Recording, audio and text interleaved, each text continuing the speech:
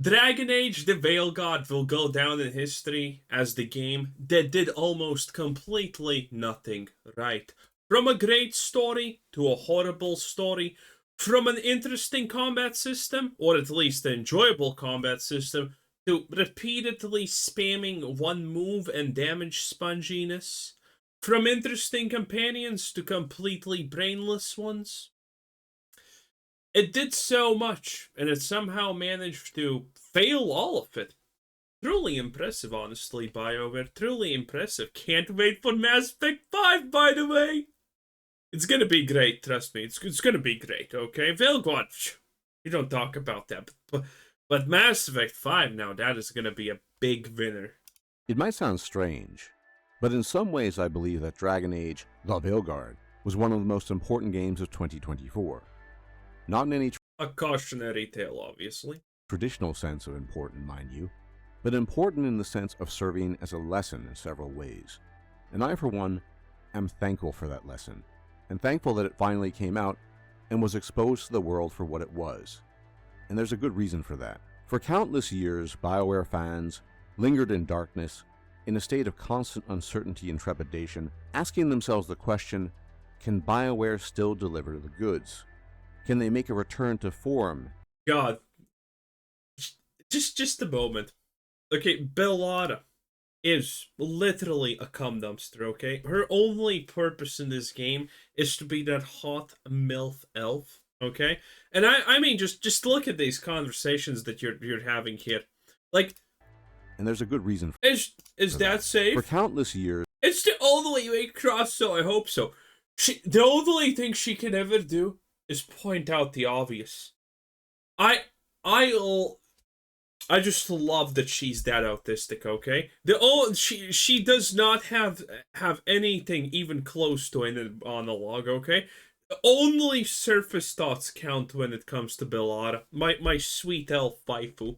Ah, it is beautiful. In a state of constant uncertainty and look at this. Trepidation, asking themselves the question, can BioWare still deliver? Careful ahead, there's enemies. Oh, well, I guess I'm not gonna go hug them, Bellata. Thank you for such insight. God, I love how blatantly autistic she is. It is just knock on wood, no one's dead and you know it. Deliver the goods. Can they make a return to form, as the term goes these days? Can they rekindle the flame of old, and again find their former glory? For years, many of us wrestled with this question, unsure, worried, and not knowing, and then, like the light of the sun banishing the clouds masking the dawn, we were given certitude. We were given the knowledge that we had craved for so long. To be sure, it was not the knowledge of satisfaction or contentment, but rather, it was the knowledge of the assurance of closure. And we who had so long wrestled with this question, finally, after what seemed to be an eternity... Wait a minute, look at how bad the call actually is. It's just insane. He's using all of his cooldowns. He's using his ulti. He's using everything. And it's like barely denting the enemies. And this is probably like on super easy because of Warrior.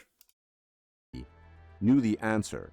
And for that, I, and I'm sure many of you as well... Again, look at this. Ulti, everything used. Enemies not even damaged. It's hilarious. Well, I'm grateful. We now know that BioWare is gone. Truly gone. All they are these days is a name. A hollow husk of a dead thing with no life within itself. And we're going to talk about this later on when it comes to CDPR, but effectively all these companies are just ships of Theseus at this point. If you don't know, the ship of Theseus thing is a paradox. I mean, we have covered a lot of paradoxes on this channel, to be honest. The paradox of tolerance, the paradox of saving money by spending. If you don't understand that one, well, shit. And, you know, the ship of Theseus is extremely on point for the modern day gaming industry. Because the people who made the Dragon Age of old, people who made Inquisition, they're not there anymore. And if they are just there for a paycheck. They do not care. And all the decisions they make are squanched out by a bunch of tribalistic, people who only care about sending political message. And the same is literally happening with CDP, Red, Ubisoft, all of this. These companies that 10 years ago created great games, their second rising is not happening. It is impossible to happen because all the people who made the outcome are gone. They're working on new projects, they're working on new games, they're creating new studios. They're no longer here.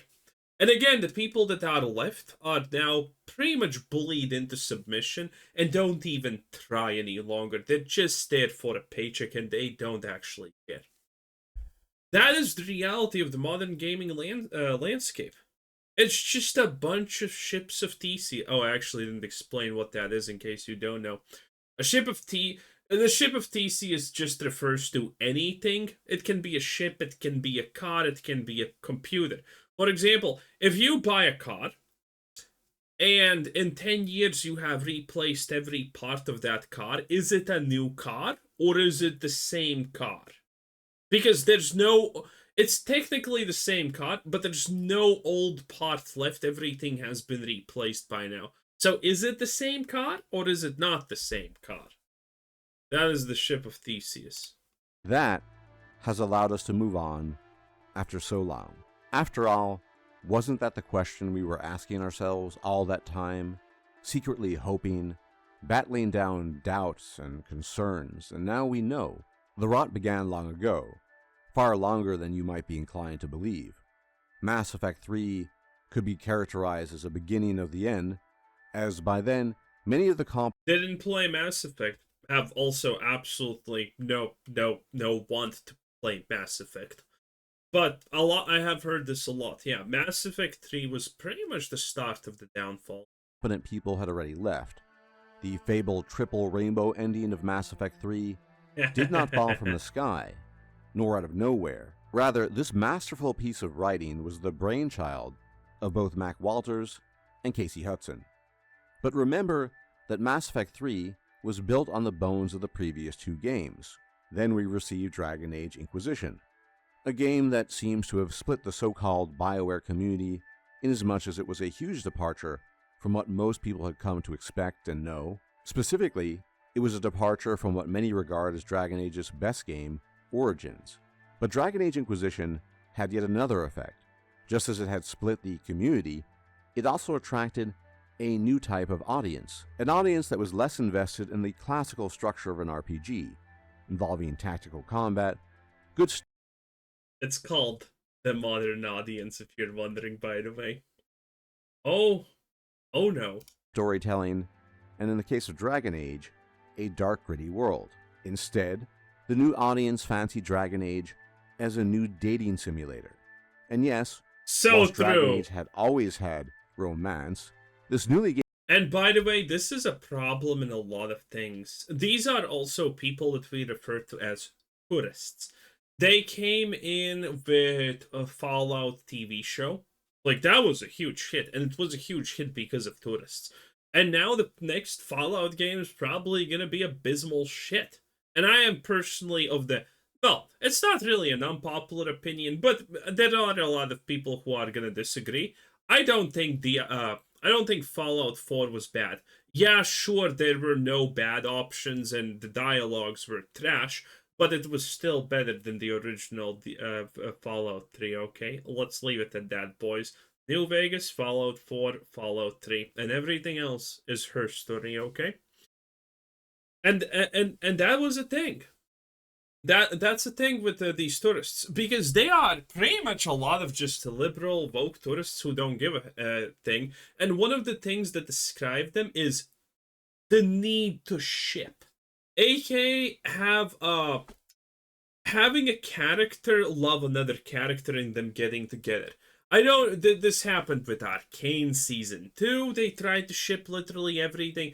This happened with Dragon Age. This happens with everything in the modern day that goes in the direction of folk, because all these people are just vapid perverts with no actual moral ground to stand on, and they are just purely in for the carnal pleasures. They never care about anything deeper. So shipping is their ultimate end goal in any of these franchises, and that's what the modern audience does. And when Dragon Age, the Veil God went for the modern audience approach, I personally knew it's over. I knew it's just over. Because you see, why the hell would you ever want to go for a new audience when you're not even reaching close to the peak of the maximum audience you could have? Why? Why? This is like The Witcher 4 going for a new audience. Bro, you broke records with the Wild Hunt. That thing sold like 50 million copies or something. It was insane. And you're gonna look for a new audience? You literally broke records, and now you're telling me, "Oh, we're gonna expand our audience." You haven't even expanded to the full epitome of the market that currently exists for your current audience, and you're gonna go for a new audience that no one knows that even can barely exist. Good luck killing yourself. Gained audience prioritize romance above all other things in Dragon Age, and thus whilst I think that Dragon Age Inquisition is an okay game, neither especially good nor especially bad, it did signal the beginning of things to come. It sold rather well, and BioWare it seemed had acquired a new audience, though not without having alienated the veteran audience to varying degrees. And then came Mass Effect Andromeda, a game that very few people actually think is good, even those of the more modern BioWare audience persuasion, and it failed to deliver on almost every front, save for combat, which was relatively fun. In fact, the reception was so bad, BioWare abandoned it wholesale and their plans for later DLC. Then there was the Anthem disaster, and still, throughout all... I always forget about... Damn, Anthem was one of their biggest disasters. It was like a disaster of roughly 500 million. And now it's normal to have, honestly, a disaster on the grand scale of 400 million. But Anthem was like 500 million down the drain, or at least 350 million down the drain. Every year we get a new number that increases the disaster that Anthem was, from reports, by the way. It's kind of crazy. All of this, people kept on hoping, perhaps even praying, that BioWare might still, somehow, some way, come through with Dragon Age The Veilguard, and come through they did, after nearly a decade of development hell, of morphing from an MMO to something else, and then to something still different. But here we are. Who in their right mind actually believes that Mass Effect 5 will be a thing? I don't mean that it will exist, it seems likely it will still be made, but rather that it will be even... Oh no, it will be made, but what is going to be the outcome, God knows. It's going to be tragic. Remotely worth the salt of its predecessors, or even a good game. BioWare is now a shell. Listen, you know, do you want to know how bad Mass Effect 5 is honestly going to be? I'll tell you. This is Dragon Age the Veilguard.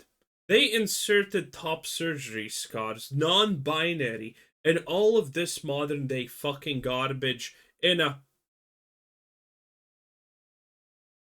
middle-aged fantasy game! Middle-aged fantasy game! Now, what do you think this is gonna look in the future where wacky, spooky things are possible, huh? Do you... If you think this is even close to a 10 out of 10 wokeness, bruh, then Mass Effect is gonna dial it up to 13, 14, 15, 20. It's not even gonna be close. Of its former glory. A company that prioritizes politics and personal agendas over making good games, and even if they didn't, they probably lack the talent to produce a good game in the first place. And that is the problem. On the one hand, you have a profound lack of talent and competence, something we saw on full display in Dragon Age The Veilguard in terms of writing, world building, characters, and gameplay. And theoretically, we could say that this is separate from the politics that was shoehorned into the game so needlessly. But please consider the type of person who holds politics in such esteem that they would prioritize their messaging over the basic nuts and bolts of making a good game, meaning coherent story, realistic interactions, and just general cohesiveness. If such Effectively, he's just saying the same thing that we have been saying for a while, right? If you prioritize a political message leaning or anything, that's what you're prioritizing. You can't make a game if that's what your priority. Your priority is either that or something else, because you can't prioritize one thing and not have it create an impact on the other thing that you're doing. In this case, if you're prioritizing politics, obviously the game is gonna be mirror to that. politically motivated individuals were truly talented, they still, somehow, would have managed to make Dragon Age The Veilguard believable and good, and you would have had people who didn't like the politics begrudgingly concede that the game is actually not that bad after all, even if the politics themselves were insufferable. And yet, we did not get that. Instead, we got talentless hacks who place a premium on their so-called art, if you wish to call it that, as a medium to pontificate to the world about their politics and opinions about real-life issues, and thus, I ask you, do you really, in your mind of minds, and in your heart of hearts, think that Mass Effect 5 will somehow, some way, be any different from the mess we have come to call Dragon Age The Veilguard? What are the chances? I think the best way you could look at BioWare is as something similar to an abusive relationship, whether romantic or otherwise. It seemed in the past to be really good, and maybe it even was. And then, somehow, something changed, and you, the injured party, began to accept the excuses, the apologies, and above all, the promises to change in the future because of past performance. God, playing a warrior is just pain. Look at this. All this effort and for what? This much of a dislodged health bar? Pathetic. It happens once, twice, thrice, and eventually you begin to realize that whatever or whoever this person was is gone, and all the apologies and promises in the world will do nothing to remedy the current relationship. The only solution is to move on and try to find better relationships in the future that are healthy and productive. And so too is it with games and game developers. BioWare is now a toxic sludge heap of a studio filled to the brim with incompetent. Ouch, that is actually rough saying it out loud like that, boys. I don't know about you, but damn. And yes, abject hatred towards huge swaths of the player base. It is time to permanently move on, just as you would from an abusive relationship. Mourn what was and your loss if you must, but move on and look onwards into the future for better things to come. The love you once had is dead, and you can only ever find it again when you fully put it behind you. But finding it again is indeed the tricky part, and therein lies the rub. This particular problem goes well beyond BioWare.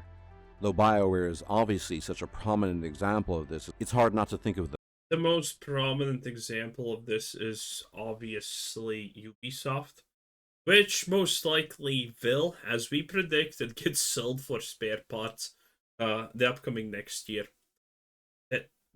There's just nothing. You cannot be a giant studio, even if you have the title of BioWare, Ubisoft, Blizzard, or whatnot, and then release multiple duds in a row. Now, Blizzard can technically do that, but that's because they have big earners like Candy Crush, World of Warcraft, and whatnot. They can't technically actually get a couple of duds in a row.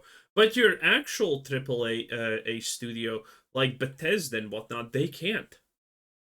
Well, Bethesda's going to be bailed out by Microsoft no matter what at this point. They did pay $8 billion for them, so they're not just going to let them die. But any other studio that's not literally just sponsored on the shelf life by something like Microsoft or Sony, they're not gonna do anything. If they mess up 2 games in a row and they're a AAA studio, they effectively have put themselves in a position where they are allowing a hostile takeover. Because that's going to destroy them. I mean, look at Ubisoft. The Golden Child. We have Skull and Bones, absolute disaster that costed by itself probably, if you believe the rumors, upwards of 700 million because they fucked up so royally.